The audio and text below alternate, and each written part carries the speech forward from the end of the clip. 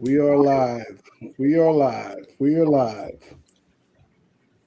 Good evening, folks. Good evening. What's up? What's up? What's up? Let me know that we're out there. Somebody hit me up in the chat. Hit me up in the chat. This is Mom and Papa Joe hanging out tonight with some awesome fellas. Hit me up in the chat.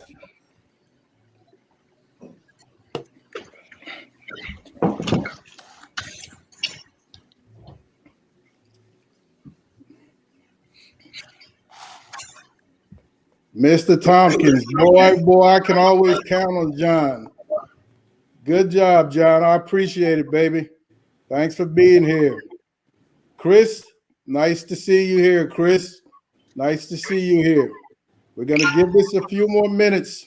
We're going to give this a few more minutes to let some folks get in here. How's everybody doing this evening? John, Chris, how's it going? Is that Segura? I know a lot of Johns. John, what's up, Johnny? Yes, my boy Scotty, Dog Father. Man, absolutely, Dog Father. We've got an all-star cast today, man. These young men are doing it big. These young men are doing it big. One of them just keep running off the screen every 5 seconds, and he gonna find himself sitting in the green room. Like, my bad. I was trying to go to the chat and it took me out of it. Yeah. Hey, ladies and gentlemen, welcome to another episode of Mom and Papa Joe's, man. Thank you guys for hanging out this evening. Tonight we've got some awesome fellas. I'm not going to even call any names. I'm going to let them do the introducing themselves.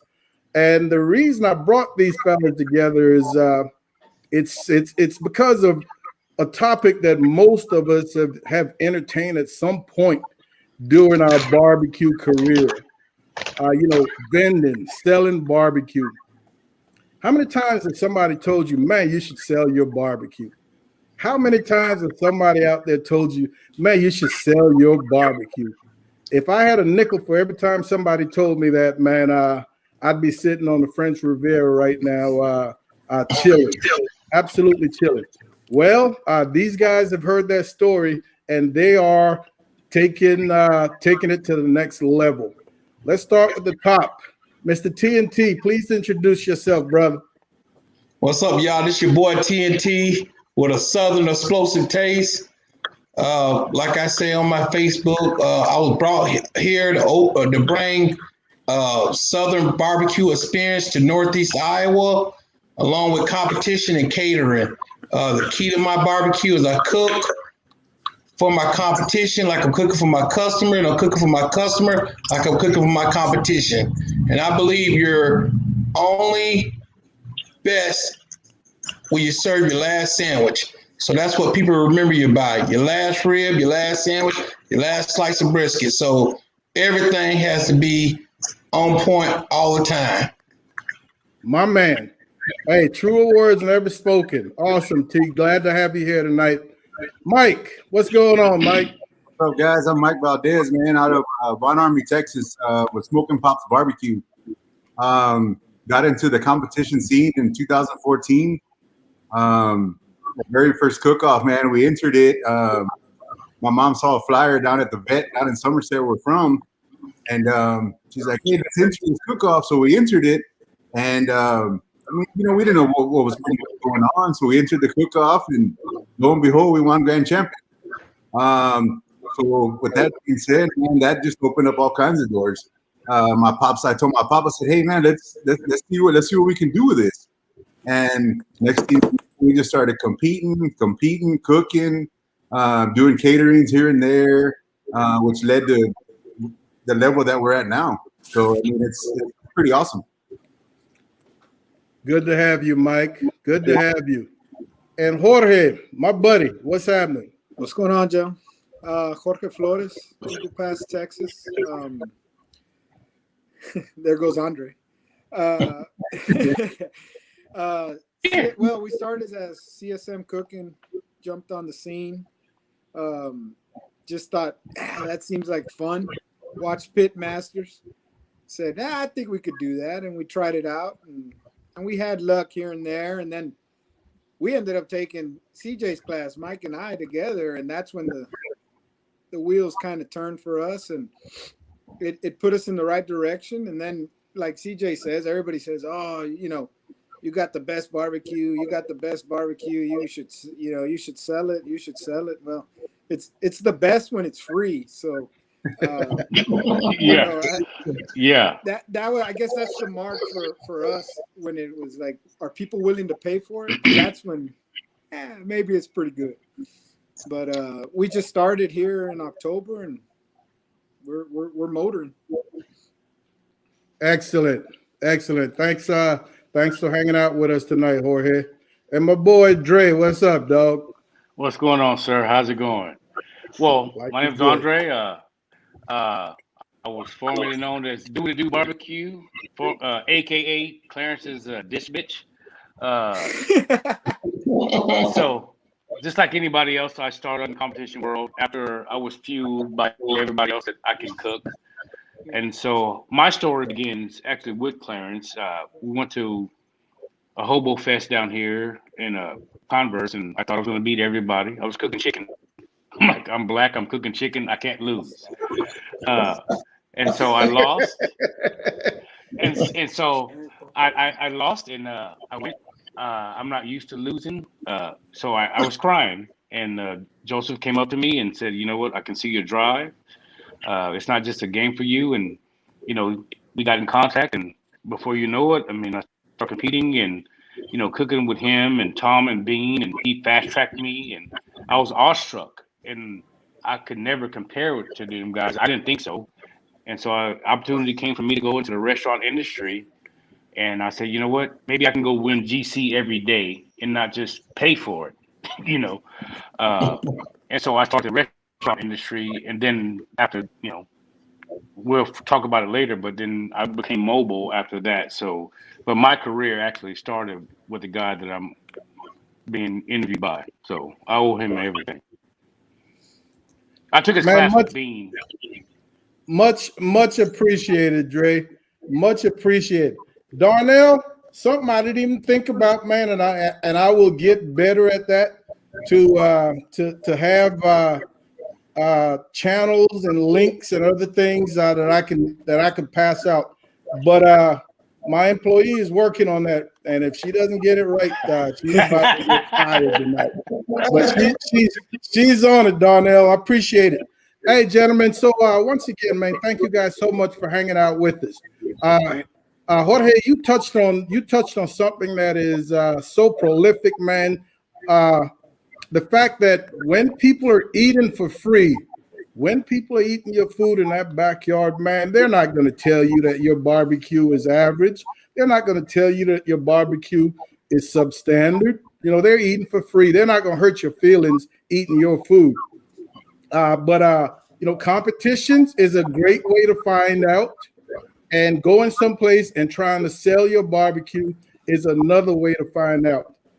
Guys, I don't solely like to focus on competition, because most of our viewers are not competition cooks, but competition is an awesome way to break into vending. If you're able to make a name for yourself competing, man, you've got half the battle won. You've got a following already. And I think that's where all of you have taken advantage of that you made a bit of a name for yourself competing. And now you've got those followers out there. How many times at cook-off have people asked you guys, man, do you have a spot? Do you have a spot?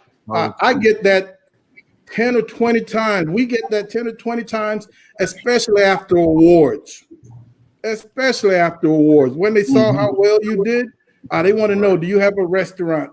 Do you do this? And I'm like, nah. Do you have anything left in your camp?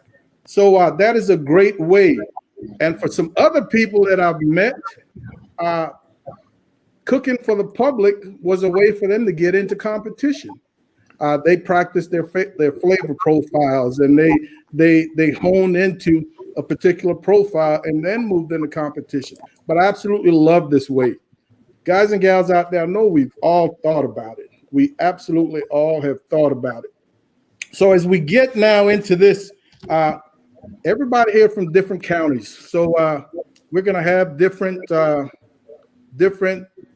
prerequisites. We're going to have different standards that we have to meet in order for you to go out there and sell to the public. What are some of the things you had to jump through, Dre, in order to create a spot? Well, I personally, because I was known in San Antonio, because not just from competing, but because of the restaurants I opened. And I said, you know what, I wanted to challenge myself and go somewhere completely different to where nobody knew me. I was just on side of the road, a guy cooking. And so I went to Bandera County. And with Bandera County, you know, it's just like anywhere else, but you have to get certified. You have to get licensed in San Antonio, get your inspections, all that kind of stuff. But I'm attached to a bar. And so I have an open air concession, a mobile kitchen. It's not a concession trailer. It's not a food truck. It's an open air mobile kitchen to where I cook on the outside of the trailer. Only way I can do that if I'm attached to an establishment that has been inspected and licensed by the state. And so I do all my prepping and everything inside of my kitchen, and I can go make the steaks or make the burgers or everything outside of the public. More of the chuck wagon style to where they can see me cooking. I can interact and give them all that stuff. So it was fairly, you know, outside of trying to be something different. I didn't want to do the normal food truck or concession trailer. So this model I came up with, and I've been successful. And I went somewhere and it had to be. They want to see consistency. You know, like anybody will tell you, the first month, 2 months, you may have a $50 day. You may have a $10 day, but you got to keep going and, you know, and just stick with it and you go with it and you build up a pipeline and consistency and consistent food and quality. And, you know, it's like a dream. If you build it, they will come. And that's what I'm going through right now. My man. Same question, Jorge. What kind of prerequisites did you have to meet in order to open up a spot? Well, really down here in Eagle Pass, there is a couple barbecue restaurants, but it's more of an old school way of cooking, a little different than what we do. I see the Dogfather's question about, you know, how much of it does it spill? It does. Down here in our area is mesquite country.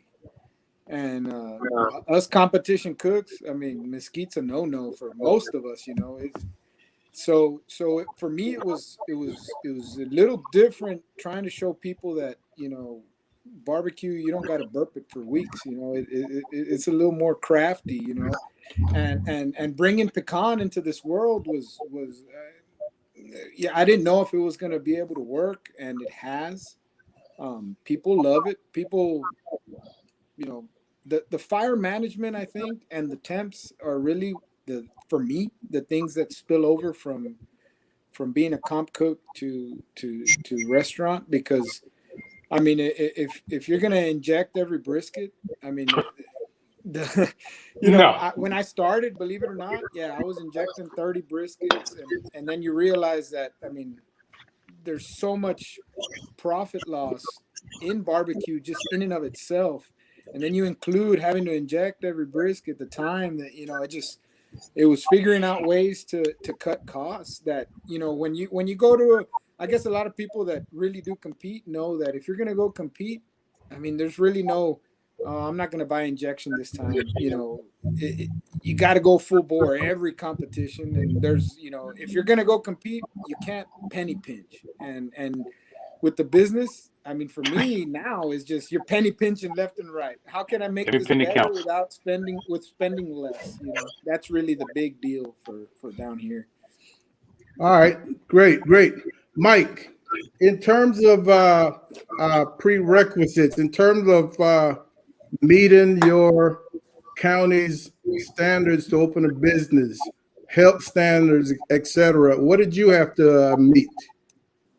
So pretty much, I got hooked up with a second cousin of mine that had been doing these pop-ups that have been popping up all over San Antonio.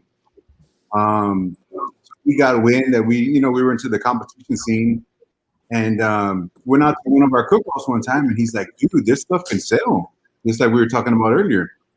So he's like, hey, why don't you come out to where we're selling, check it all out, and maybe it's something that would interest you guys.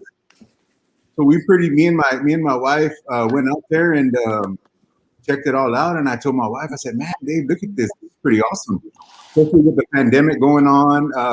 A lot of people were starting to, be more outdoors. So we looked into that, and I got with him. And so it was pretty much here where I'm at, the setting that I do. You pretty much need to get a fire permit and a temporary 1-day equipment. That's pretty much it. To sell out where I'm at. That's pretty much it. Pay for your spot and do your thing. All right, so that didn't sound too challenging, man. Actually, and that is one of the better pros of doing a food truck or pop-up. That much lower overhead. Exactly. That much lower overhead. So guys and gals out there, if you're really interested, listen to these gentlemen, because they've got it done.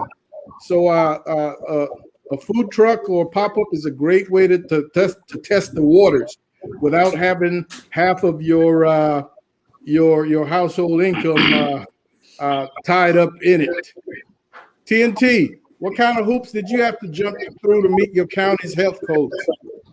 First, you have to take a class called Serve Safe, and it's a federal law. So you have to take Serve Safe, and Serve Safe consists of temperatures, holding temperatures, how to hold over meat, cold food cold, hot food hot kind of situations, cross contamination, things of that nature. Okay. After Serve Safe, you have to go to the health board, and it's a permit. You can have a temporary permit, or you can have a mobile food vendors permit. So during the time I started out with temporary vendors permit, where I could stay for 3 days at an event. But the only thing about it is it had to be an event. So I just couldn't go set up on the side of the road. It had to be some licensed event. But once I realized that I couldn't do that, I went into mobile. And mobile, basically, I had to have a insurance policy that was $1 million umbrella policy, which was pretty reasonable. I think it was $380 for the year. It covered $1 million umbrella policy.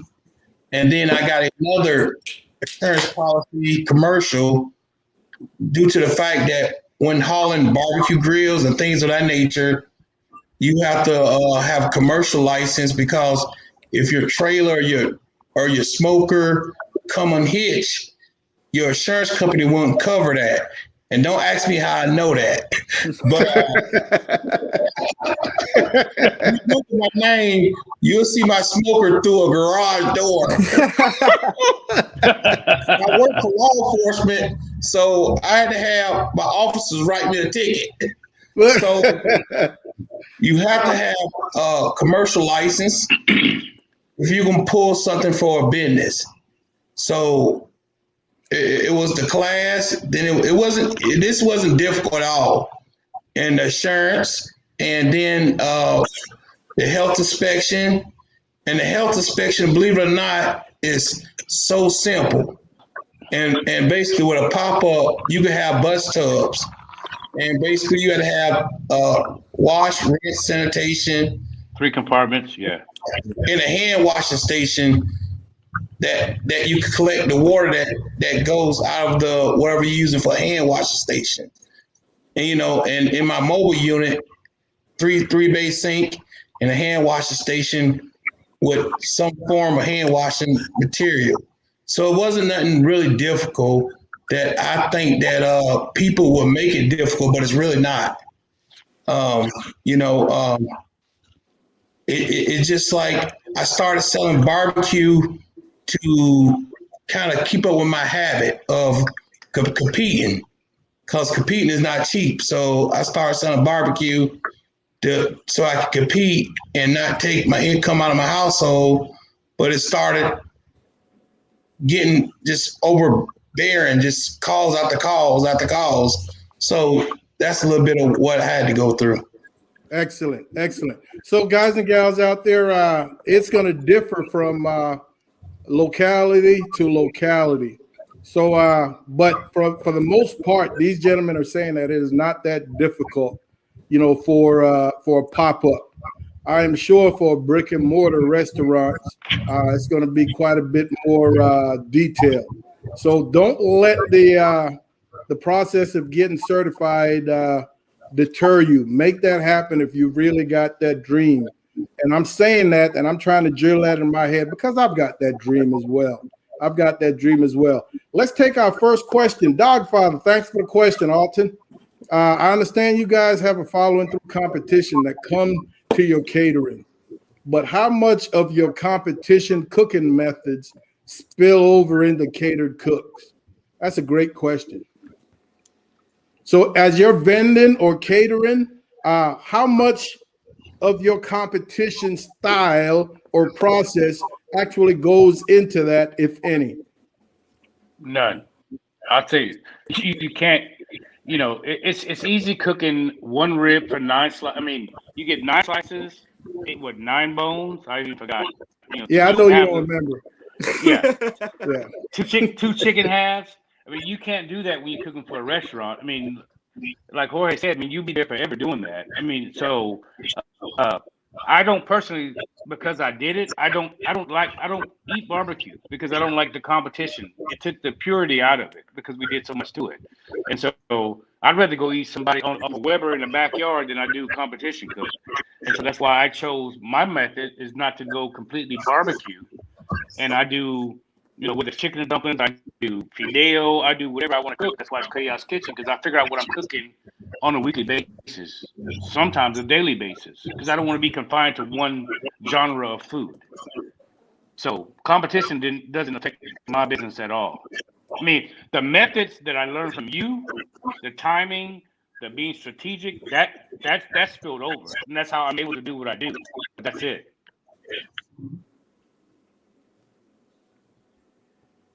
Excellent. Jorge, does any competition come into play? Like I said, for me, it's really, I think temps, All right. I pull meat. So pretty much fire management. And fire management, and where I pull my meat, IBCA. I mean, speaking of but IBCA is so close to nowadays, I think, so close to the restaurant style where people want fall off the bone and stuff like that. It's just that's for me what really kind of comes together. Other than that, like Andre says, it's way more simplistic, and to me it's so much more fun to cook 25 briskets, even though it's a lot of work, but it's just, to me, it's more fun than that. You baby one brisket for 6 hours as opposed to Yeah. But really, not a lot spills over. All right, I can understand that, Mike. I mean, as far as me, guys, I mean, the trimming of my meats is pretty much as far as when it comes to briskets, I pretty much do a similar comp trim. And these handful of pop-ups that I did do, I did a full-blown injection and everything on my briskets just to see what was going to happen. And for the most part, everything came out excellent. We had a bunch of positive feedback. So, I mean, that was the approach I took on mine. Yeah. All right. T, what about you? A lot spills over competition. Time management. That's a big one. When I'm catering, when I'm vending, I'm always on time limit. So the same thing with KCBS cooks. That time management. I got to make sure I always do a 6-hour period when I'm cooking my ribs on the spot, and I want to rest them. So time management seasonings. I try to use the same seasonings I use on the competition as I use on my. That's why my competition ribs are so primitive, because I use the same seasoning for my competition was my food vending. When I put plates out, or even sausage sandwiches or anything, I'm a stickler. My nachos, the presentation need to look right, because people eat with their eyes. So the presentation, like I will lose my jump if I see somebody get a to-go tray off my catering event and it's not wiped down or the sides are not clean. I lose it, because I'm paying people good money in that trailer to when people open that to-go tray, they say, wow. And so the presentation and then the quantity and quality, I have to do that because people are judging you every day, because I feel like I tell people I'm not the cheapest, I'm just the best. So if I'm gonna tell people that, I better be backing it up. And I don't have the competition y'all guys got in Texas. I'm out here in Northeast Iowa. I'm a granddaddy of barbecue out here. Not bragging, but I am. But it's just so I got to keep myself to that competition level much as possible. Yes, sir. I can speak. I'm only speaking for myself here, folks. I don't vend the way these gentlemen do, but for me, even cooking in the backyard, competition has ruined me. I just can't go and throw something on the pit at home. Even if I'm cooking for me, for the wife and I cannot just throw something on the grill willy-nilly. It's got to be trimmed right. It's got to look pretty. So I know if I started to vend, that would really take up a significant portion of my time, man, because like Thyron said, you eat with your eyes first. So my meats, even if I was vending, man, they got to be trimmed a certain way. I got to have that uniformity. Got to have that uniformity. My ribs, if I'm glazing, I probably do two style ribs, dry and wet, because I'm not into the wet. But that glazed rib is going to be just as pretty as my comp rib. And in time, I would find a way to be able to do that quickly, unlike a barbecue competition. So I've been spoiling that way. So I really think for me, quite a bit of my comp routine would go into play if I was to vend. And I'm not saying recipe wise, all those injections and all that other stuff, but a significant part of my process and that finishing, absolutely. So great question. Thank you for that awesome question. And before we move on, man, one of the next things I want to talk about is your menu. When you first started out, were you looking at a small or a large menu? Did you have in mind? Because when I think of vending, if I'm going to open up something, my menu I'm going to start with is going to be pretty small. I'm going to stick initially with what I do best. And I don't care if that's 3 meats and 2 sides. I will run that for 4 or 5 months until I've developed a steady clientele before I start increasing my menu. And for me, I think that would, initially keep costs down. Exactly what you're going to cook and when. How did you guys go about that? Let's start with you, T. So for my menu, I strategize for getting one product like pulled pork, but using it numerous ways. So I do my pulled pork nachos, and then I have a pulled pork sandwich, and then I get a pulled pork and stack it on top of a hoagie bun with a sausage on the bottom, and put the pulled pork on top of that, and then get the cheese and the nacho cheese and get the onions, jalapenos, and olives, and I call that the pig sandwich. Damn, how big is this tray? Look at my Facebook. You'll see. Yeah. That's my pig sandwich. God damn. You need a bucket. You need a bucket, bro. Bro, check it out, bro. I got videos live, but it's called the pig sandwich.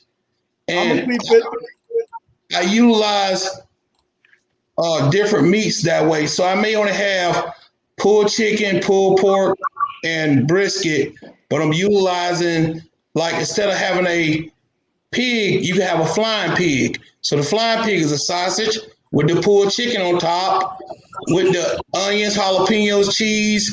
So, and I'm always utilizing the same meat, but different ways. Like, for instance, next Saturday, I'm vending at a flea market. I'm doing something called the barnyard sliders. So you get 3 sandwiches. You're getting the pulled chicken slider, the brisket slider, and you're getting the pulled chicken slider. So you're getting the barnyard sliders, and that comes with $12. So I'm not cooking a bunch of meats, but I'm just utilizing them in different sandwiches in different ways. All right, I like that, Mike. So when we first started off, we started small, and when I mean it was small, it was just 2 meats on one side. It was brisket. We did brisket, sausage, and our competition beans. My pop's got a hell of a competition bean recipe that man, we hit all over the place with those. Oh yeah, I've been there. I haven't tasted it yet. So I told my pop, I said, man, let's try that. I mean, everybody always asks for them, and let's make a big pot and see what happens.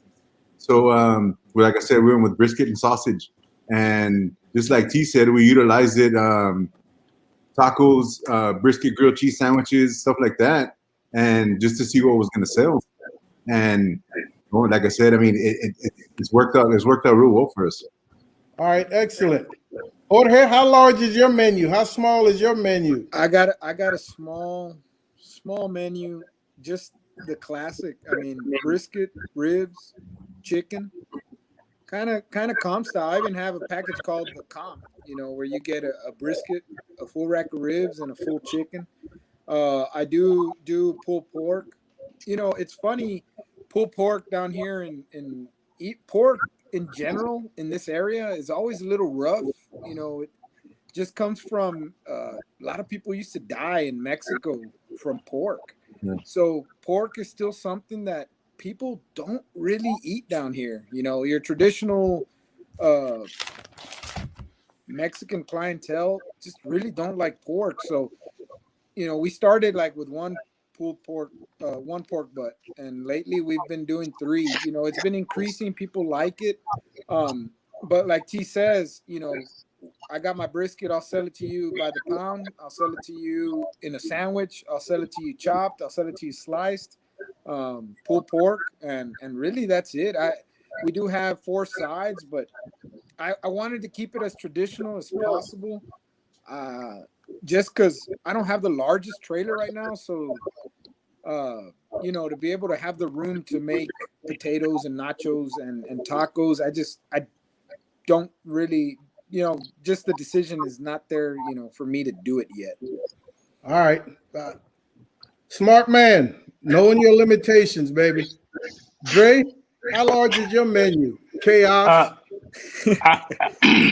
Well. Of course, when I come, I'm talking about 2 things. I'm talking about the barbecue side, which is I do just basic brisket, chicken, ribs, and sausage.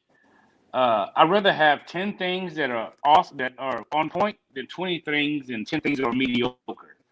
And so, like T and everybody says, in the vending business, I make sure that I can use something twice, at least twice, or it goes bad. Because from the restaurant industry, I know shelf life and all that kind of stuff. So if I'm doing brisket, I'm doing brisket tacos, I'm doing brisket sandwiches, I'm doing brisket by the pound like everybody else. Pulled pork, I'm doing quesadillas, I'm doing nachos, I'm doing whatever, sliders, however you want to do it. So I have at the most 10 things, but on a daily basis, I take Kaos Kitchen takes 2 things. I'm gonna give you 2 options. this is what I feel like cooking today. If you don't want it, then I just don't have it. I don't have a set menu, and that's what I do. What I do, because in the restaurants, the competition, you had a set thing to cook, and I didn't want to be confined to just barbecue. So my freedom of expression is if I want to make shrimp etouffee, if I want to make chicken and dumplings, I do it, and that's what I do. So, but I don't I, cook more than 10 things. I love the idea, man, of just being able to create whatever you want to create for your spot. Yeah.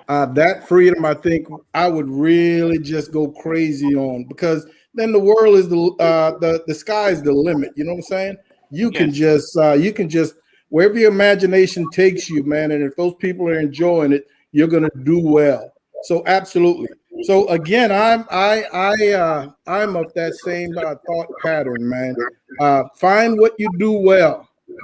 Dre, Right. the idea that you can do multiple things with one meat, I really think really expands the amount of money you can bring in. You know, because somebody might not want a pulled pork sandwich, but you put that pulled pork in a taco or a quesadilla, then all of a sudden their whole attitude changes. Right. So I absolutely love that idea. Now, Right. Dude, I've done so much research on this because I've been thinking about this. The wife and I for years. This isn't something new. We talked years ago. Yeah, we've talked, Dre. And here's one way, and just for you guys, I'm not telling you anything from experience, just some of the things I found out during my research. One way to introduce new items is like to create a daily special. Like one day a week, you start a daily special. And after a couple of weeks, you check to see how well people are buying. How many people are buying that daily special? And if people are going crazy over that daily special, you're selling out. Guess what? That needs to become a part of your menu, your regular menu. That needs to become a part of your regular menu.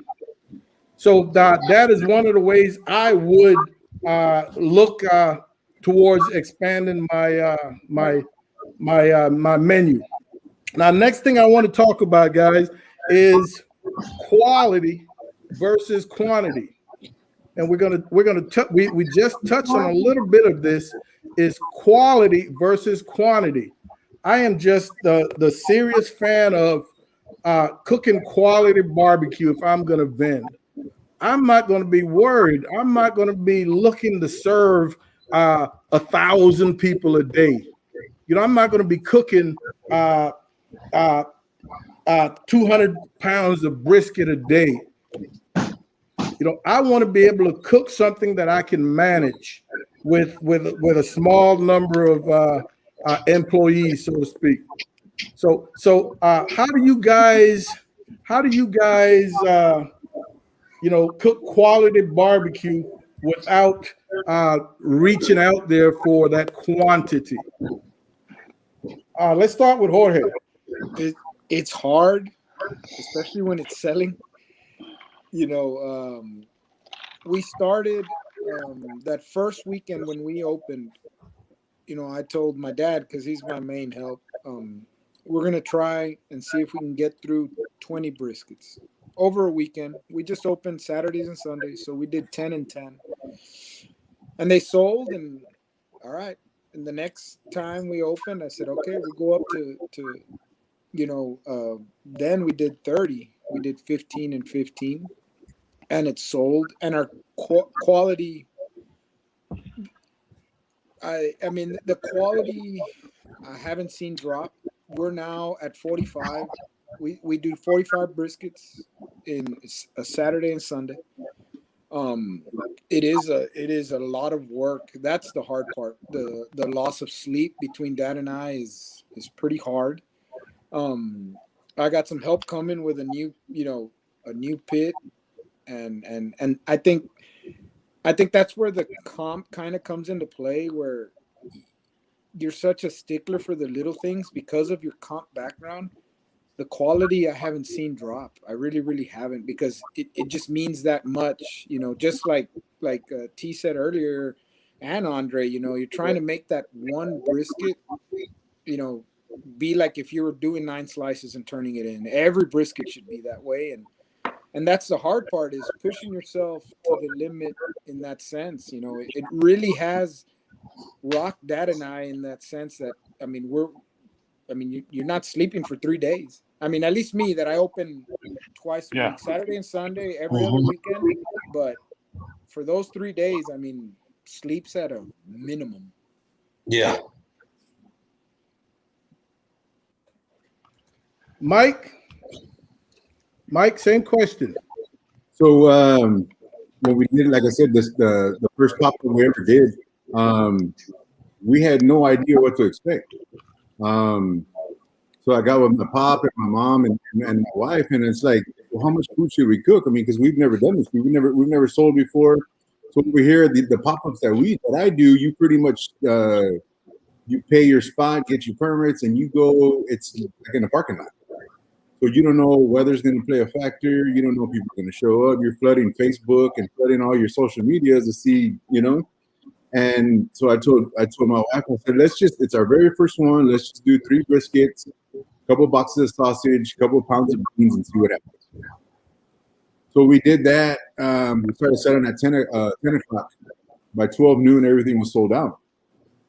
So, that was a pretty good experience. And like Jorge said, being a competition cook, I just think the quality of your food, you take a lot more time, preparing it, presenting it, and it just, so when we did another one here the other day, and we took a lot more food, and I told my wife, I said, man, that's a lot more food than we did the last time, and she's like, let's roll with it, babe. So we did, and same thing, sold out in several hours. So, luckily we've been fortunate enough to sell out and stuff like that. So it's a good feeling.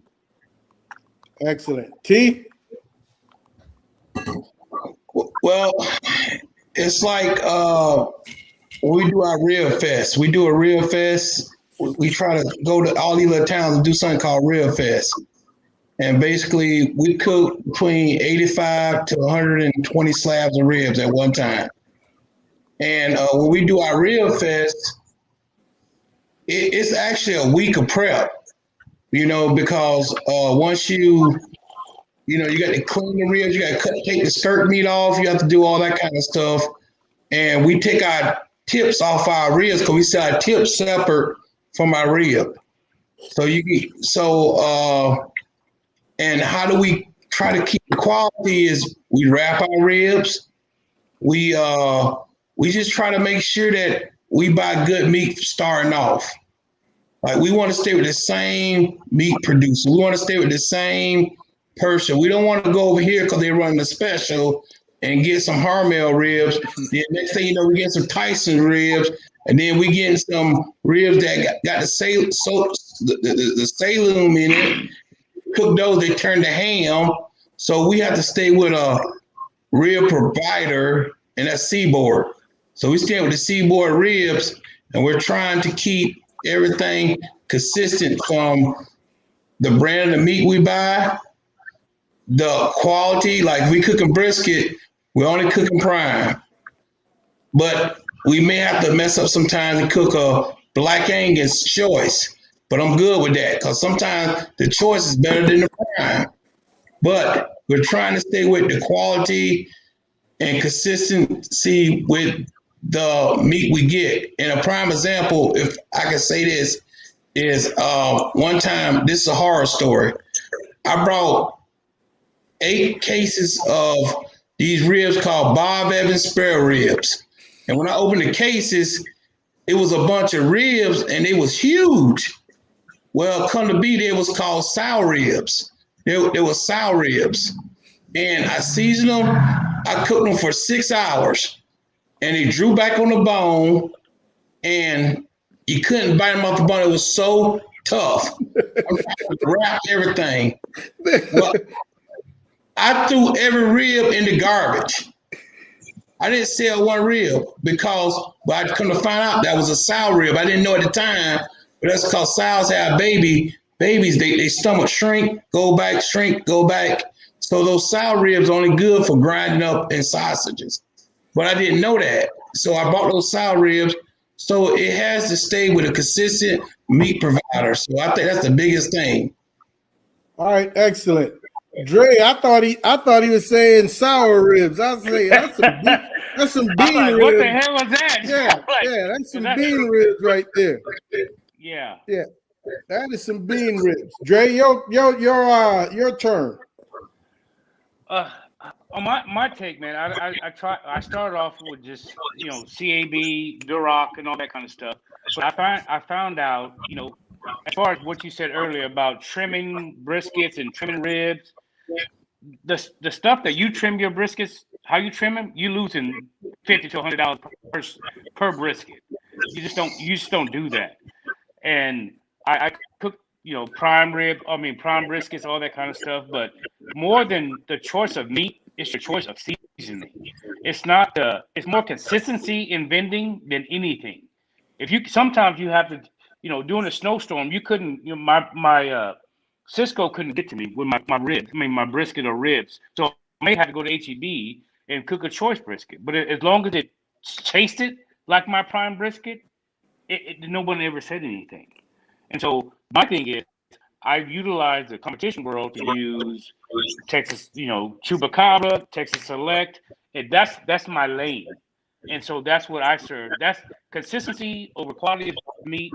To me, it seems no one's ever complained about a choice brisket not tasting like a prime brisket if it was the same seasoning. And that's how I view it. I can totally agree, folks. Consistency is man, your barbecue today has got to taste like it tasted yesterday, like it tasted last week, like it tasted that first time when I stopped at your spot. You know what I'm saying? And that I am not. I cook barbecue so often I don't eat very much of it. I don't eat very much of it. And I think I'm knowledgeable enough to understand that if for some reason I stop at a barbecue restaurant that people been raving about, and on that particular day that I stopped, maybe things weren't on point. I'm not going to knock them. I'll come back and give them a second chance. Maybe the 18 pitmaster was on a day off or something, or whatever the case might be, and you had the B squad in there. But I'll come back and give them a second shot because I understand how things can work. But if I come back a second time and you're still off according to my standards, chances are I'm not coming back again. And which leads me to another question. Now, when you put something out, or no, before you put it out, when you've taken something off the pit and you realize, oh, this is not a 10 on a scale of 1 to 10. This is not a 10. This is only a 6. What do you do with that? You've got $400 or $500 invested in that particular meat. What do you do with that average piece of, or that average product? Dre. Okay. Seriously, if it's too bad, I will not serve it. I'll just eat it. I'll just eat the cost at whatever. But you have to understand, from the competition world, our 6, 5, 4 is most people's 10s. No. This is outside of comp. You know what you've been putting out in your plates at your spot. Right. You know what you've been putting out, what your people have been accustomed to. And today, it just was not there. I don't have. What are you going to do? I won't serve it. You won't serve it. Jorge? No, because each plate that comes out of my kitchen, the people who know me, that's me. And if it doesn't represent me the way I want to represent me, they know I cook, because I don't have other people cooking my food. I cook it. And so if it's not what I expect, because I taste, that's why I don't eat barbecue, because I taste it to make sure it's what I want.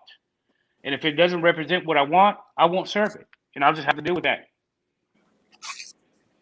Absolutely. Jorge? Yeah, for me, same way. If it doesn't meet my standard, you know, and usually that's one thing I guess that comes from the comp world is when you slice it. I mean, you go that knife doesn't feel like butter. Even now, right now, let's just say I get a brisket and it just didn't get to where I wanted it. It turns to chop, you know, because it just I can't sell it sliced. Now I know the difference. Now, you know, chop. Well, you can hide it. Oh yeah, you can get away with some stuff with some chop. Been there and done that. So you know, but I don't know. I guess we're just kind of in the. I always tell everybody, man, it's been forever that I mess up a brisket. It really has, you know. It just we're always kind of in the realm of pretty good. And like Andre says, most of the time we're our own hardest critics. Most of the time we say, "Oh, that sucks," and then to somebody else, it's like, whoa, I've never had anything like that. But it's just not, our standards are so high because of the comp background that sometimes I'll even tell, you know, my wife, man, that was tough. And she'll tell me, no, it wasn't. And it's just me being so hard on myself, I think. Yeah. So, you know, if I find something that I don't like, I won't serve it. With brisket, it's a little easier with the chop, you know, but the standard's so high that it's either it may go in the trash. I'll just swallow the. It's lost for the day. Yes, sir. Mike. I mean, for us, it's pretty much we take an Arnie approach and just try to make it work. And if that doesn't work, I mean, if it's not obviously up to our standards, I mean, we're not going to serve it. But like Jorge said, I mean, we just take so much pride into this stuff. We do everything possible to make it work. Make sure you put out a good product and I mean, serve it, you know. T. You're only better than the last person you serve. You got to throw it away. You got to throw it away. I'd rather lose your business for that day than lose a customer for life. I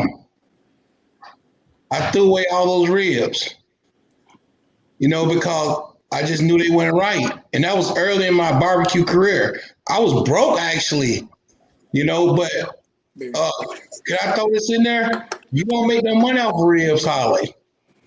Ribs are not the money maker, you know, so they're just not, you know, because, but the point I'm trying to say is you got to pot the best quality, and if it don't add up, you just can't do it.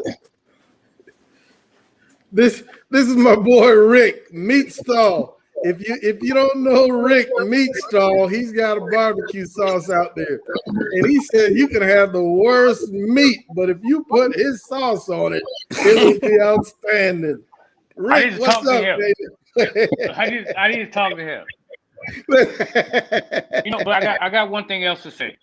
All right. But me and Mike, you know, because Jorge and T, they're up. But how I cook is that we're under immense pressure, not only from the public, but at any given time, anybody else can walk into our barbecue spot to eat our food. And so if it's not up to par, and if I don't think that you're gonna talk mess about it, I won't serve. Amen. So that's my standard. My barbecue family is my standard. If it's not gonna meet, you're not gonna be happy with it, I won't put it on the plate at all. That's my daily drive. I totally agree. If I was the VIN on a particular day, one of my product didn't hit that particular standard I set, it's not going into the trays. I will eat that. I will take that loss for the day. But I think it's just so much more important, man. You might have 5, 6, 7, 10 first-time customers on that particular day. Mm-hmm. And those are customers that will not be returning. Because unlike myself, they're not going to give you a second chance. Right. So that is something you definitely need to think about. So, go ahead, T. And you also, with that, you need to get help that reflects you. You know, because I knew this guy, he had a barbecue restaurant. When he was there cutting the meat, running the meat, it was amazing. I loved it. I went there a month ago, and they had an 18-year-old kid behind there. And I said, "Hey, could you cut my ribs?" He said, "We're not allowed to cut ribs." So he just gave me a whole slab of ribs. And I'm with plastic forks trying to cut the slab of ribs. Dude, I'd have got back in line for a second, right? But the point I'm trying to say is it didn't represent who he was, and now his place sucked because, you know. Yeah. Well, that in and of itself gets into another issue is that's a whole different let go question. of the reins, the reins. I mean, I still can't. Nobody cares as much as me. It's my business. How do you put an 18-year-old kid to do it? You can't. You can't do it, and that's the problem. So when I do get help, I don't pay nobody less than $150, $200 a day to help me because. I want to be able to complain. I want to be able to, I want good people working for me. Yeah. And go ahead, Dre. I'm gonna say I compare it to letting someone cook my food or watch my pits is like someone watching your infant child for the first time. You're gonna be leery and scary, and it seems like it's just not the thing to do. Yeah. And something that I've learned from speaking to barbecue vendors, both pop-ups and restaurants, is that finding good help is a major issue. It's a major issue. There's a huge turnover for whatever reason. It sounds like, man, for the most part, as soon as you get somebody trained up, they want to hit the door. Now, based on how small you are, you might have family. Family can be counted on a little bit more than Joe Blow off the streets. No.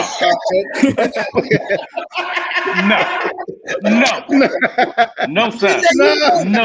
No, sir. Let me finish and we'll get to that. But, I would think that you want to train your employees. The idea behind it, from a retired military person, man, you wanted to train your subordinates to where you did not have to worry about what would happen if you were out of the picture. Nobody wants to run a business that they've got to be in 24/7. They can't take a day off. They can't leave early. They can't take a vacation because they don't trust their employees. So as you grow, you may have to look at taking on an employee here, an employee there. So how do you go about training and finding that type of help if you've had to do that? I'll go first. I wash your dishes for how long? Man, you did not wash my dishes. You were my brown sugar man. You were my brown sugar man. When I needed brown sugar, you brought it. That was it. Did you ever let me touch your pit? No. Well, exactly. And that was after a year that I came close to beating you, and you fired me. What are you talking about? Oh man, nobody want to hear that. No, it's honestly it's hard because these days you can't find someone like us because then you can't afford them. So anybody else, when it's your business, this is our passion. This is not my job. This is not my fun. This is my passion. Nobody is going to respect it or want more out of it than I want out of it, and I can't expect that from somebody. So you have to pay somebody. I try not to pay nobody less than $12 an hour. But then again, I have to wait till I get there to be able to pay them because I have to make sure that my family's taken care of. So it's a catch-22 kind of thing. But then no, I don't want to. I prefer not to work every day. But I've had more complaints when I'm not there than when I'm there. So therefore, I'm like, I just need to be there. And then you get caught in this vicious cycle, and then before you know it, it's like Jorge said, it's 3. I mean, I do it more than he does, so it's three months before you have a day off. and then that's just what it is. I mean, so you try to train someone, but just like you can train them, but you don't want to tell them everything you know, because they're gonna try to challenge you. So try to train them to be beneath you is a hard thing.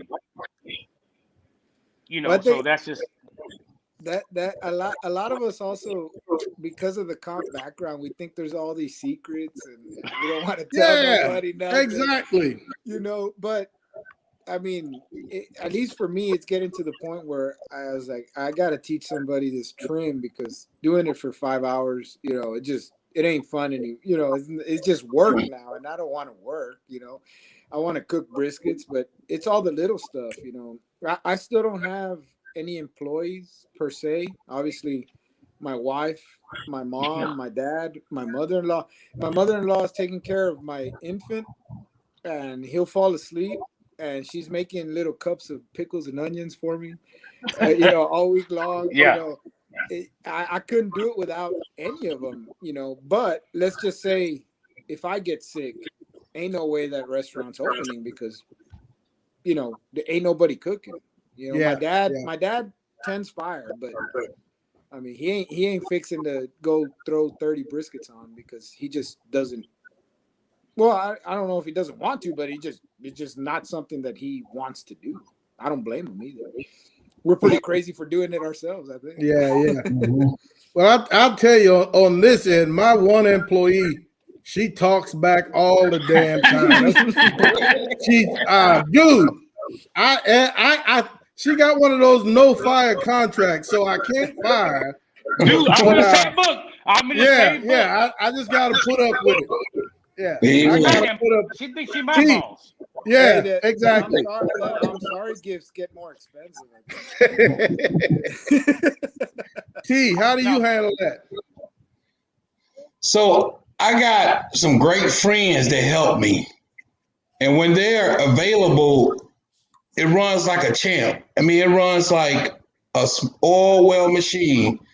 I got some friends that help me. I pay them good. I pay them for their time, but they run out of vacation days, and then we have to go on Facebook, interview, ask people, things like that. That's when we run into problems. And the only thing that I normally have people do is fix the sandwiches. I don't have them cooking, and I don't have them doing anything. But what I always find is like, and I have my uncle here. So my uncle's like a pit master. My uncle Said. If y'all watch my YouTube videos, y'all see Uncle Said out there. Uncle Said, like old school pit master, he don't play around.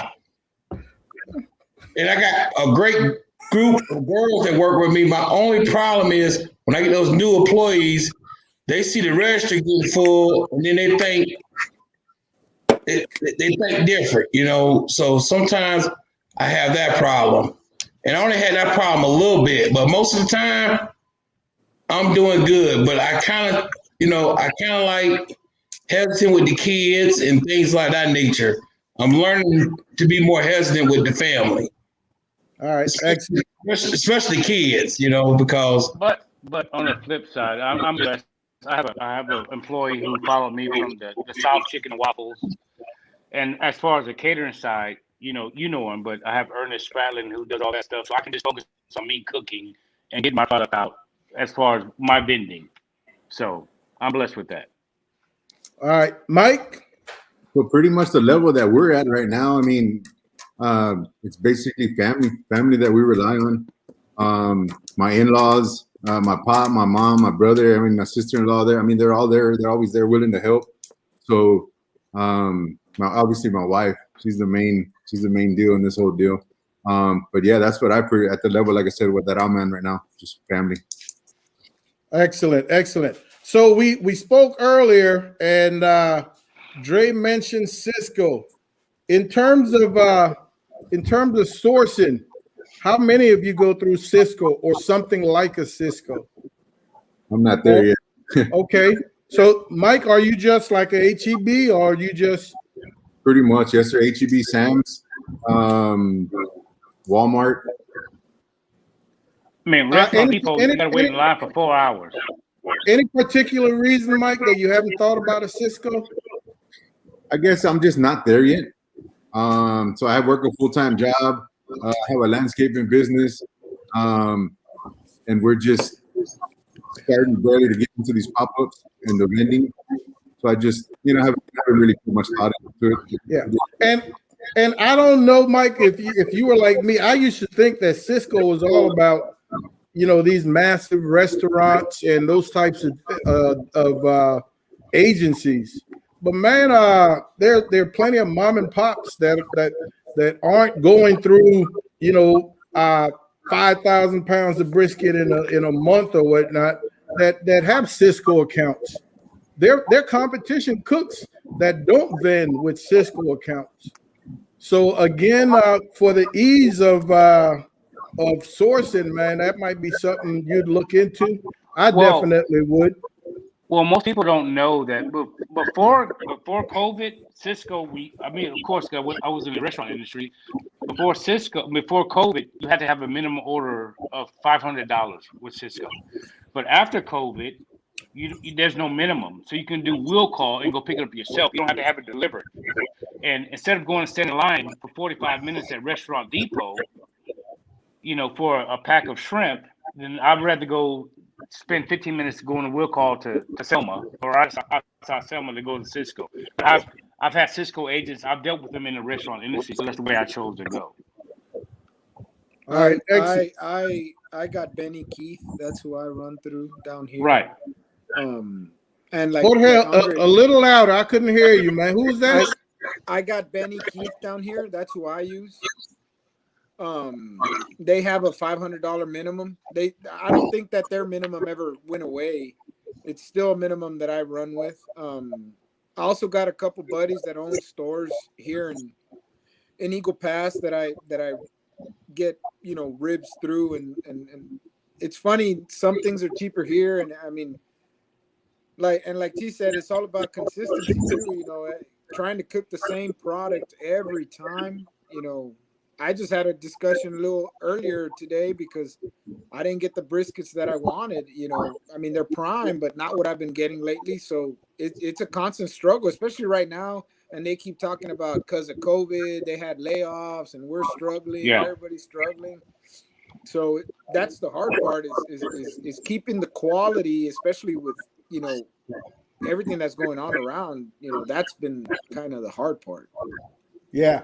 T, I see that you're firing up old Rusty and everybody else on the regular with massive quantities of meats, man. How do you source your meats? I got a good meat man. He Big Boy Meats out of Cedar Rapids, and he keeps me supplied with my briskets and big meats like that. And he does the Berkshire for me. He also does the stuff like that, the special orders, and also the commodity food. But I have him to stick with one brand of whatever he gets me. So that's what I try to do. Okay. You talk commodity foods. Hey, I barely finished the 6th grade. Break down commodity foods for me. I would say like for instance the pork butts. Okay. Like for instance, if I order the pork butts, I'm gonna get just a Smithfield brand or a Swift brand of pork butts. They come double pack and that kind of stuff. They're not gonna have. I'm not gonna get the bone out stuff. I'm gonna get the stuff that maybe when I open the package, I got this much fat cap on it. It's not gonna be trimmed the way you will go to a local grocery store and get it. Or for instance, when I get the rib tips come in cases, and they still gonna have a lot of fat on the back of them. Stuff that you got to kind of work with a little bit more or to deal with. But I also get the specialty meats like the high dollar stuff I call like the pig wings. I get the pig wings and different things of that. So it kind of bounces off. I may pay more for the higher price stuff, but then I'm getting the commodity stuff like the pork loin, the chicken and things of that nature. All right. Sounds good. Now, question: will you guys reheat meat for day number 2? No. No. Nah, great. That's the only answer I give. That's the only answer I give. No. There are other things you can do with cooked meat that did not sell if that happened on a particular day. There are shelters you can take that good meat to. There are lots of other avenues, man, as opposed to serving reheated barbecue. Reheated barbecue, for the most part, will only bring you down in the long run. Will only bring you down. You're going to take a little bit of a loss.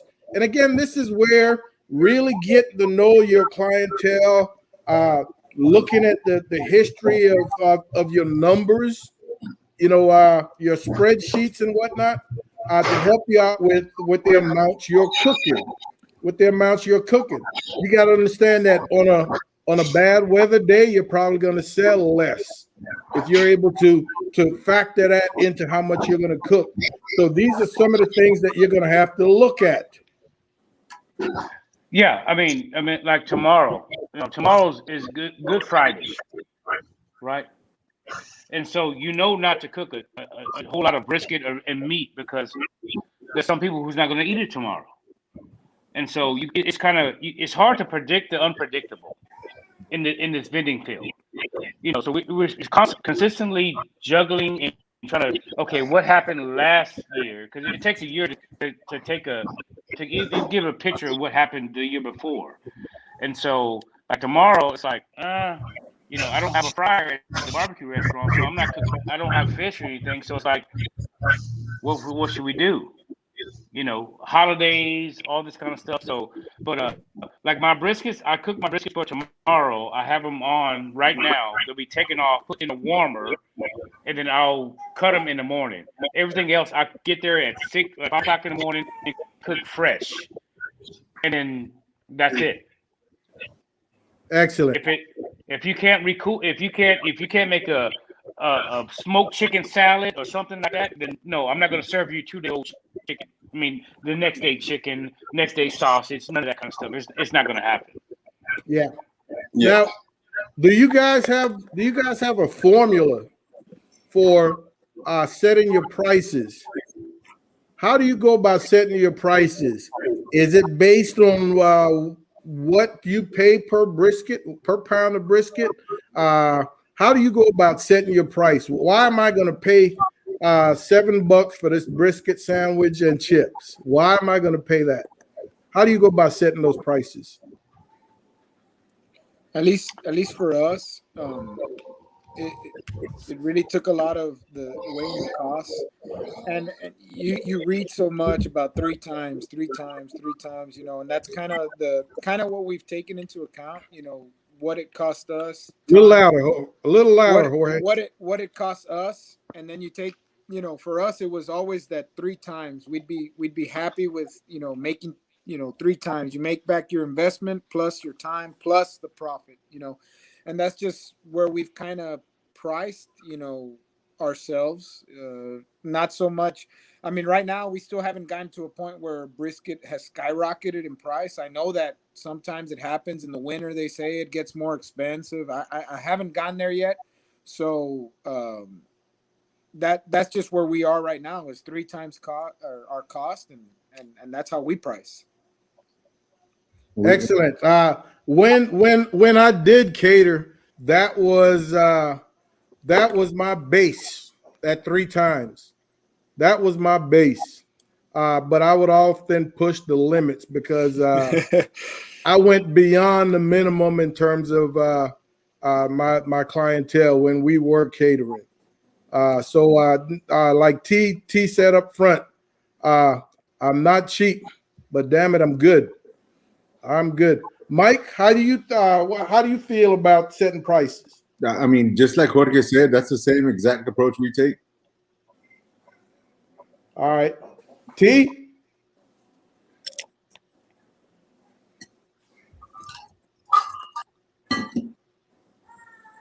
You talking?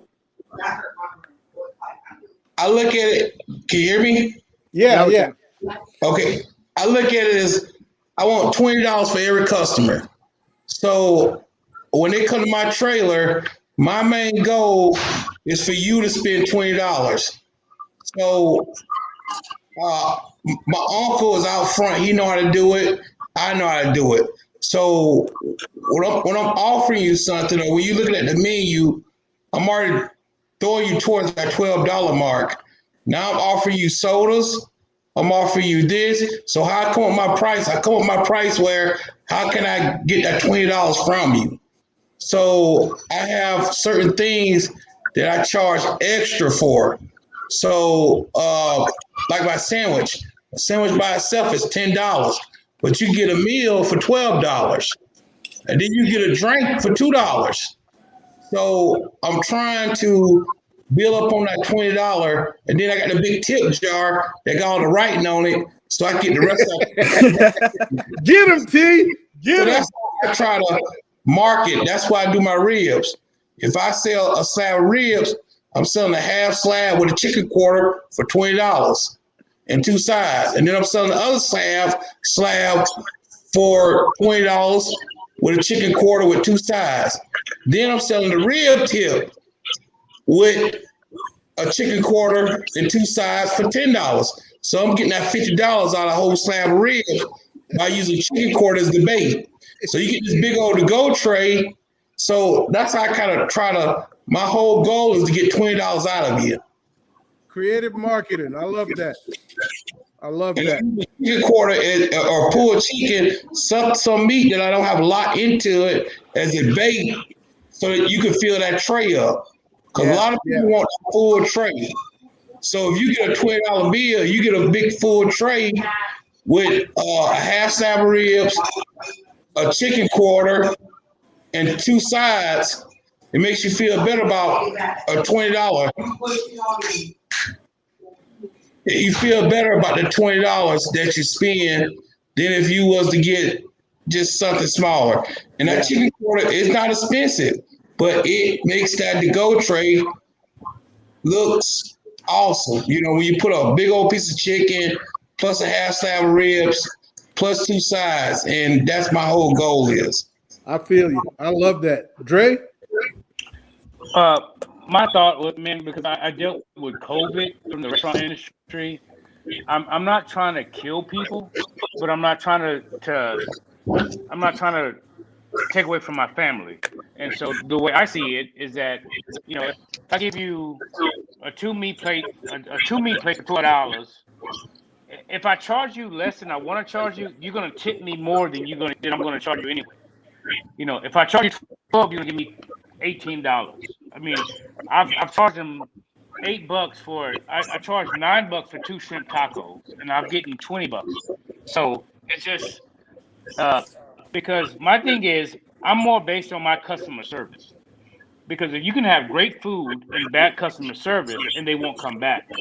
You can have mediocre food and great customer service, they'll come back. And so I just take a different approach to it. And so right now I'm in the mood of we're all one, let's help everybody out. And so I'm kind of new to it. And so eventually there'll be slightly increases and all that kind of stuff. But I look around where I'm at and I try to be slightly lower than where everybody else is at. I mean, I don't do it 3 times, and maybe that's something I need to look into. Yes, I think so. Yeah. So I'm not perfect at it. Like I said, I've been doing this since December, so I'm still learning. I never think I know everything, because once you feel you're at the top, there's only one way to go down. There's only one way to get down. So no doubt. I'll figure it out. Now, but it's very important, man, for that profit margin that you structure your prices appropriately.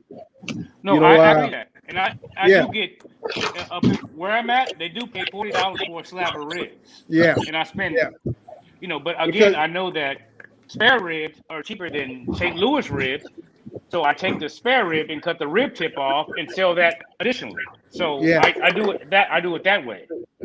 Yeah, because what happens to a lot of startups, startups are small, they're struggling for cash, and a lot of them tend to underprice their foods to bring people in, which will not help that profit margin, which will not allow you to keep up with expenses, because those expenses are going to come calling. So you got the price appropriately. And ultimately, that leads right back to quality food. Your food has got to be excellent if you want to charge what you think it's worth. It's got to be excellent. So as you're wrapping briskets for vending, foil or butcher paper? I use butcher paper. Butcher paper. Foil. Foil. All right. Now, if I was to vend, there are pros and cons either way. If I was to vend, I think I would really love to give the butcher paper a shot. Yes. I think I really would. Why do you choose foil, T? People want juices.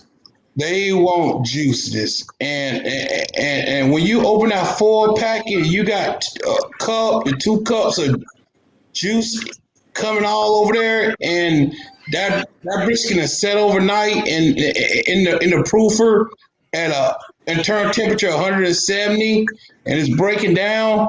And when you pull out that foil, you should see all that juice, man. And then you lose the bark is very soft. You're not gonna have the hard, crunchy bark. But when you go to slicing, as you will see on my videos, I mean, to me, it just stacks up so much better on that plate. And I do like when I serve my brisket, I kind of get my brisket and I get my hands when I got my gloves on, and I kind of fold the brisket and ball it up kind of with slices. So when you get your sandwich, it's look piled high, but you top with a slice with 2 slices, and you just kind of make a ball a little bit, and you put that on that bun. Well, hell, your brisket sandwich look like that, and so I prefer that. If I use butcher paper, what I have found is just that the brisket is good, but it's not as moist as people would like it. And that's one of the cons of butcher paper. Along with, for me, I think it extends your cook a little bit. It extends your cook a little bit, and it's not quite as soft and moist. That's my preference at home. But if I was to vend, I still think I'd be able to work it out to where I could butcher paper. No, there's different things you got to go through when you're doing a brisket, when you're vending. I mean, yes, because once anybody knows that once you wrap a brisket in foil, you're not smoking it, you're braising the brisket, and that's how I was taught by somebody up in the top corner. But okay, all right. But I found out people love bark. People love bark, and so I personally slice brisket per order. I don't slice it ahead of time like we do in competitions. I don't do all that. You let it rest properly. You slice it per order. It keeps the same moisture. It is just as tender and juicy as anything else. That's just my perception of it. Yep. Okay.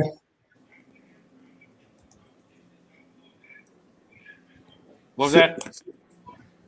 What was that, Mike?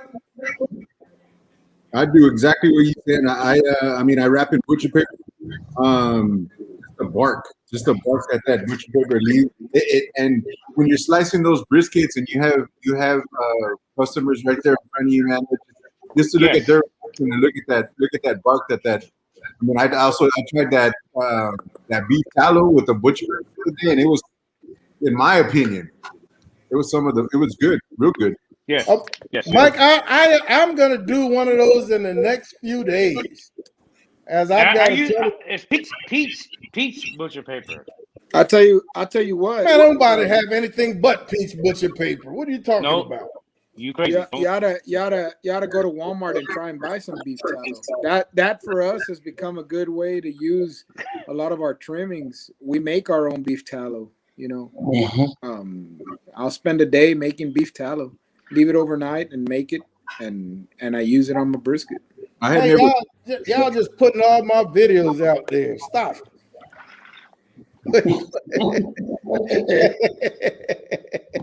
hey, so what does a sandwich weigh? If I order a chopped brisket sandwich, what will it weigh, Dre? I'd say half a pound. Half a pound? Jorge? 0.4 to 0.45. All right. Half a pound. Half a pound. TNT, I know I need a bucket. What does it weigh? Check my status, check my rep. It's gonna weigh a little bit over half a pound. It's gonna All right. half a pound. Check my videos, check my rep, man. Yeah. But I'm charging so I can get $24 to $25 a pound out of a brisket. So if I can get $24, $25 a pound, so $12 gonna get you a good brisket sandwich. Yes, sir. But you're in Ohio. I'm in San Antonio. We have furnace up the street, 2 M's, all that kind of stuff. So it's Iowa, not Ohio. Iowa. My bad. I'm sorry. I'm in the Midwest, Iowa. Yeah. You ain't in Texas, so it don't matter. You good.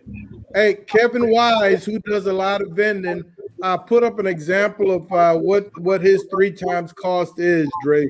Something to really research, and you might find that you need to up your price. And tell Kevin that's not including his cost. There's still, he got to factor his spices, his wood, his time. I don't know.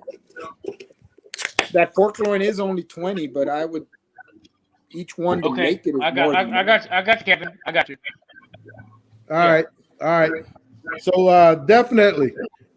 So fellas, now in terms of getting your profile out there, in terms of letting people know where you're gonna be, social media, how active are you guys? Because I went and I didn't think about it until later this evening. I went to Instagram to try to tag all of you in the post, and I struggled to find all of you in Instagram. I absolutely struggled.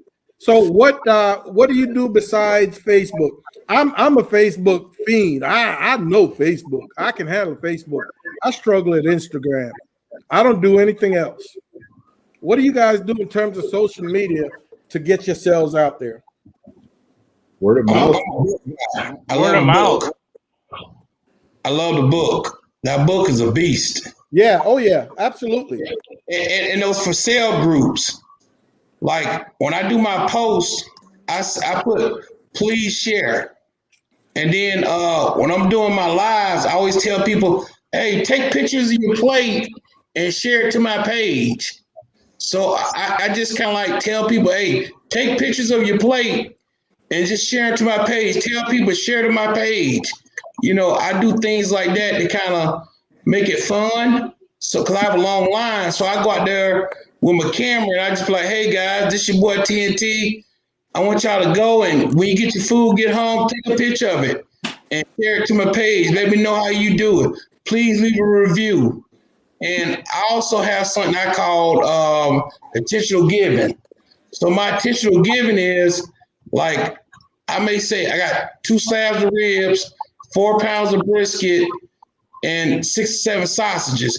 And I normally have boats, and I go out there with those samples because everybody gonna get what you got on the trailer. So if they got the mindset for brisket, I'm gonna give them sausages. What you order today? Oh, I got some ribs ordered. Well, try some of this sausage and just leave a card with them, So that's how I kind of do that too, And all I ask them to do is just take a picture of their meat or their plate and post it to YouTube or leave a review. I'm big on asking people to leave reviews. Hey, leave a review, but I'm giving them something when I'm asking them to leave a review. I'm giving them something free. That's my intentional giving. So I'm already taking it away from my profit. I already know I can't count this because I'm giving this away And this is my personal giving. I like that, Mike. I mean, social media, Facebook. We recently just we made a Smokin Pops Facebook page. For the most part, it's just word of mouth. I mean, we compete, man. Sometimes 3 times a month. So on my personal Facebook account, we always put what we did, blah blah blah. Everybody's asking, we put on there. That's when our next pop up's going to be, and we go from there. All right, Jorge. Yeah, for us, it's really been Facebook that kind of drives, all this. Down here, Instagram, it's much Folks, more for. Don't sleep on Instagram because I'm sleeping on Instagram. Well, it's but much don't more. sleep on Instagram. Step your game up.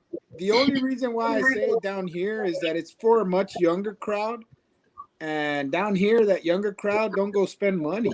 So that's why we push Facebook quite a bit.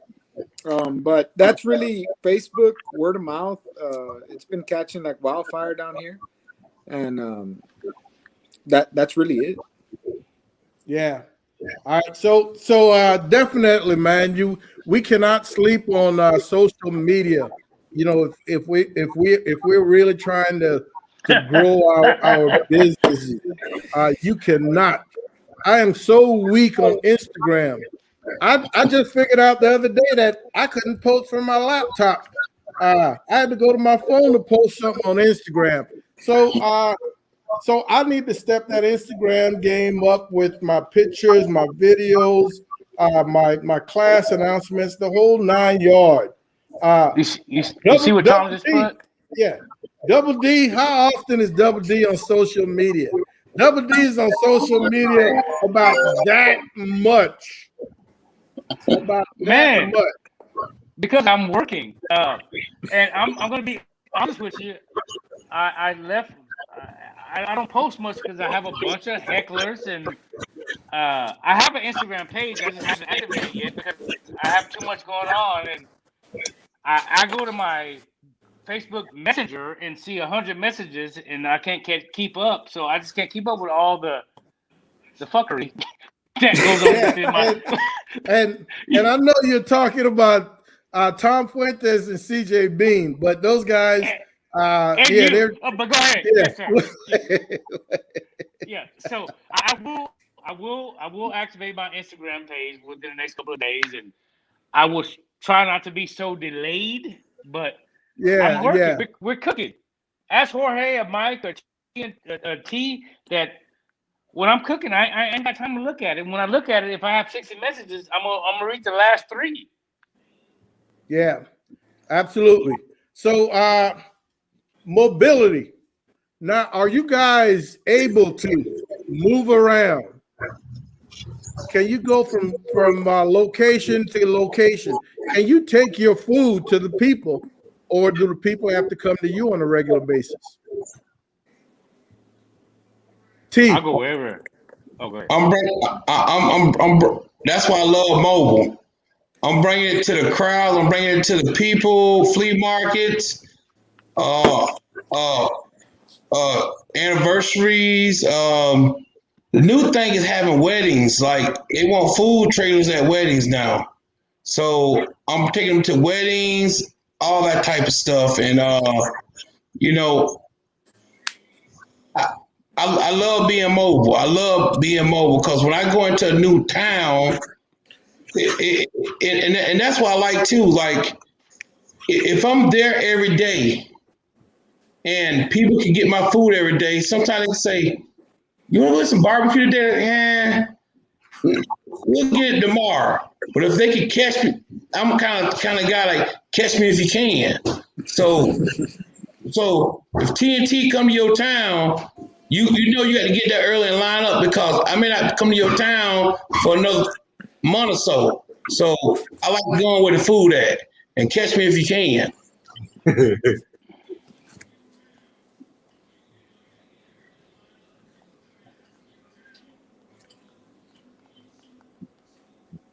Last question.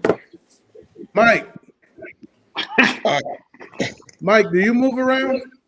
Yeah, I mean, we're people call us. We're there. I mean, for example, I'm cooking Saturday night into Sunday for a catering producer. I mean, weddings, we'll do backyard house parties, pop-ups, and right now what we're cooking is pretty much what I take to competition. So I mean, you've seen my little rig and a couple of pop-ups, and let's get it. So I mean, that's pretty much how we roll as of now.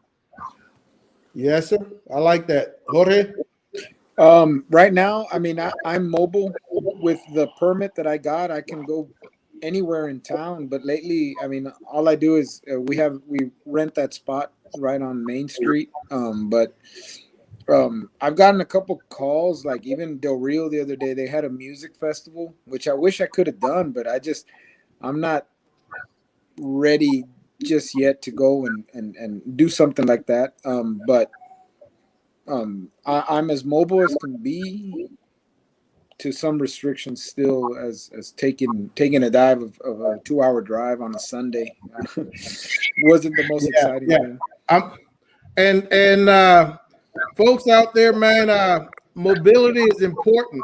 But if you have found a location with lots of traffic, foot traffic especially, if you lucked up into such a position, chances are you might not have to go anywhere on a given day. So location is always so important. You know, I look around my local area right here, man, and I see certain locations where store after store after store opens up in that one spot. And they last a year and a half, and they shut down. Somebody else jumps in. And I mean, for me, that just tells me that location is just not conducive to building a clientele, because such a large turnover.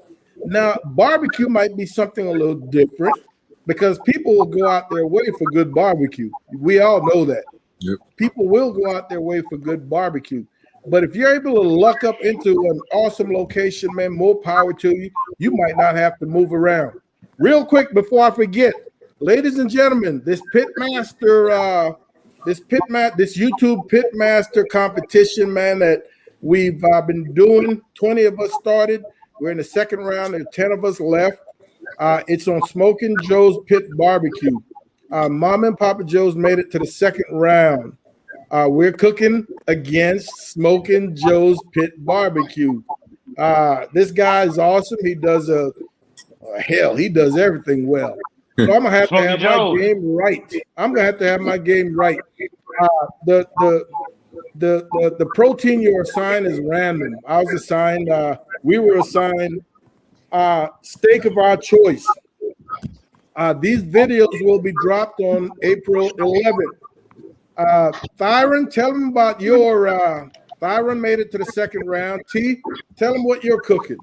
I'm cooking a hamburger, and I'm cooking against a great guy. It's behind the garage.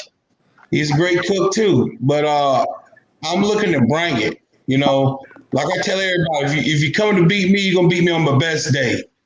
So yeah, I'm very excited. As stiff competition. These Texas guys, they serious about that brisket. I went against Rick's at Rick's Barbecue, especially. He brought it, man. Rick showed his butt out there, but I was able to edge him by 2% votes. And check this out: Rick has 1,700 subscribers. I got 37,000 subscribers, and 2% almost we 2% separate us from each other. So subscribers don't mean nothing. They really taking a look at what you're cooking. So that's what I like about this competition. The idea behind this comp, folks, is to watch both videos, mine and my opponent's, and then choose the video that you think accurately or best showed that cooking process and that end product. So I'm enjoying it. It's making me step my game up. So stay tuned. The second round videos are going to drop on April 11th. Stay That's tuned. my birthday. Is it? Yeah, Yeah, you just want the whole world to know, right? It's my birthday. Yeah. You want the whole world to know. So now, one of the last things I want to touch on, guys and gals, is bookkeeping. What do you do in terms of bookkeeping? What are you doing to track trends in your business process? Profit margins. Did you find a program? Did you buy a program? Are you just counting what's in your pockets? How are you tracking profit margins? How are you tracking what is selling, what isn't, where you need to adjust prices? What are you doing, Dre? I made a spreadsheet. I'm from corporate America, so I made a spreadsheet, and my wife is my official CFO, Chief Operation Officer, with a COO, and she does all that. So whatever I make, I come home, I give it to her, and she deals with it, and I get my allowance, and everything else goes into the business account, and I do it that way. That's what works best for me. I keep my receipts like everybody else does, and I don't pay attention to if I'm having a bad day or a good day. So I put it in my pocket on my bag, and I get home and let her count it and tell her if it's a profit or non-profit or broke even, and we go from there. Cool, Jorge. For me, we got that square, and that deal. As long as you set it up right, I mean that deal tracks everything you do, everything you sell, every item you do, and that's really what drives us. Is that square. All right, I mean, Mike. Go ahead, Jay. I have Square too, but 99% of my customers pay with cash. So if I can get used to just putting every transaction into it, even if it's cash, then it works. But 99% of my transactions are cash. So, yeah. Well, obviously we keep track of all our receipts, stuff like that. But I mean, I pretty much come out of old school, just a cash box. I got some petty cash in there and Cash App. We use a lot of Cash App as well. That's a lot. That's easy. Do our thing and get home, and my wife counts up the cash and stuff when we're done. And I mean, she pretty much handles all that. Yeah. Like I said, I'm nowhere near the level you three guys are at, but that's the route I'm headed. So. All right. Now, when we talk about that, we got to look at: are you guys an LLC? What do you consider yourself? Are you being taxed? And would a spreadsheet or program help you track all that? I mean, Mom and Papa Joe's, we're not vending or anything, but we've created an LLC to help us with taxes, and we track all that stuff. We've got a program that tracks all that. I'm talking mileage, hotels, the whole 9 yards when we do competitions, and it really helps us in taxes from April 15th. So something you guys might want to look at if you're not currently doing such a thing. T? Well, we just got incorporated with LLC back in 2020, and we got a CPA we take everything to. And our problem was we wasn't doing 1099s because, nobody wanted a 1099 because they don't want it to go on their taxes, things of that nature, But when you pay people under a certain amount of money, you don't have to report it. So we learned different rules and regulations, how to do our taxes, but we just give her all our receipts, and she has access to our accounts, our business accounts, and she does a spreadsheet. And she also tell us from this LLC, she tell us like, okay, in the month of October you did this, but in the month of November you did this. So she kind of does all that for us, and then she tell us at the end like, okay, you need to buy this tea, You need to buy, like last year she told me, all right, T, you need to buy another smoker. Or you need to buy something that's $2,000 that'll help you out on your taxes. So it was good having her being there to help us out. Excellent, man. Sam, are you either gonna pay Uncle Sam or buy something? So that's what I'm learning. Sometimes that's what it takes. Yeah. Dre? I am an LLC. I start off as a sole proprietorship. I did. That's until I acquired my LLC, because during COVID, the LLC was up to 3 to 4 months delay. So I went to a sole proprietorship in the interim before I got my LLC. So yeah, it is. That's why I do what I do. Chaos Kitchen LLC. So yeah. Folks, if you're doing this on a regular basis, if you're spending money on a regular basis, you really need to think about creating some sort of I don't want to call it a tax shelter, but you really need to be you really need to look at covering yourself, taking advantage of what you're doing. If your spending can save you some taxes, then absolutely go for it. To create an LLC isn't overly expensive. We did it, I don't know, 3, 4, 5 years ago, and it cost us maybe $650 to create the LLC. And over the years, I cannot tell you how much in taxes it's allowed us to save. So something to think about out there. And for the most part, all we're doing is competing. For the most part, all we're doing is competing. So I can only imagine if you're doing a business where you're constantly having expenses for product. I can only imagine how much that's going to save you. So definitely something to think about. Let's see. Do we have any other questions, gentlemen?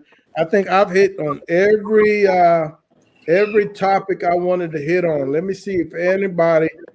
I don't pay quite the attention I wanted to, man, because I want to pay attention to you guys and what you're saying. Let me take a quick look to see if we've got any questions that I think the audience might enjoy. Wow, man, look at that. Somebody said,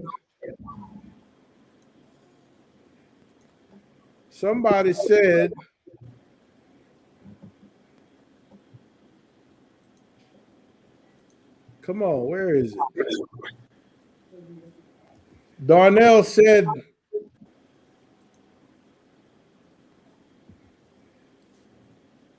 for some reason I can't. Okay, there it is. Darnell said, MD charges $150. Wow, why did it go away?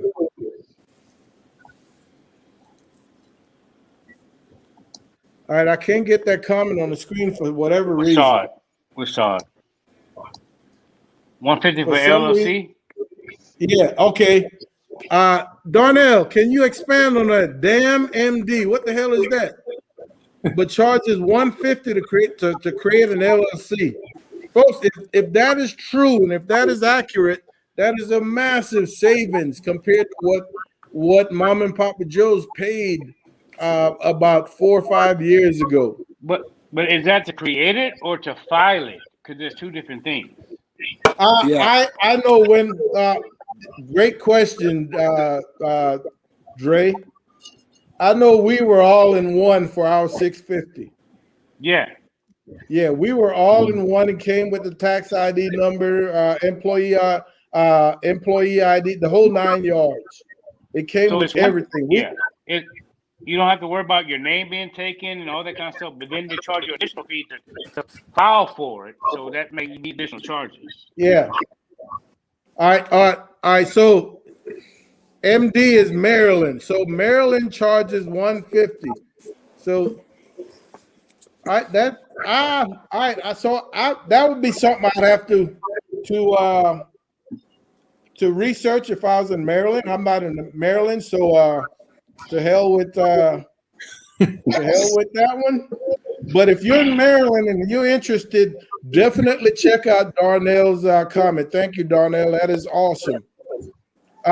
So Jeff Rankin said that the 650 is all in one in Maryland. I mean, in Texas. That is about what I paid. Right. Yeah, that is what I paid. Folks, that 650 will pay off. That 650 will pay off. It could pay off in the very first year based on how active you are. If not, it'll take a year or two. But definitely something you want to think about if you are spending this kind of money, even if you're just competing. Even if you're just competing. Let's see if we got anything else. And gentlemen, if you got any questions for me or for the audience, don't hesitate. No, I will say this, Mike.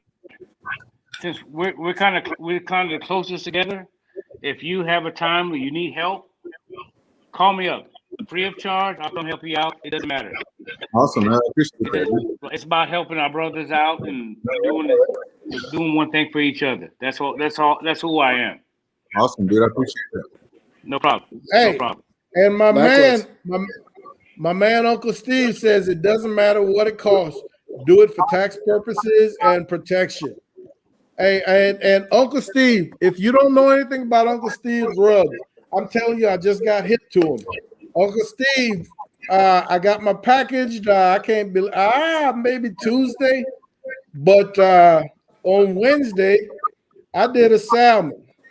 I smoked some salmon, and I used your gator shake. I put that down as my base on that gator shake, and then I covered it with my favorite salmon rub, Paul Prudhomme salmon rub. And dude, I'm telling you, it's money. Yeah. Oh, I need some rub, Dr. Steve. yeah. That's my brisket rub. Yeah. If you haven't yet heard of Uncle Steve's or haven't tried him, give Uncle Steve a holler. Uncle Steve's shake. It's awesome. It is awesome. And T, I went out and got that damn Cavender's, and I hit you up to tell you I got the Cavender. Never heard about it.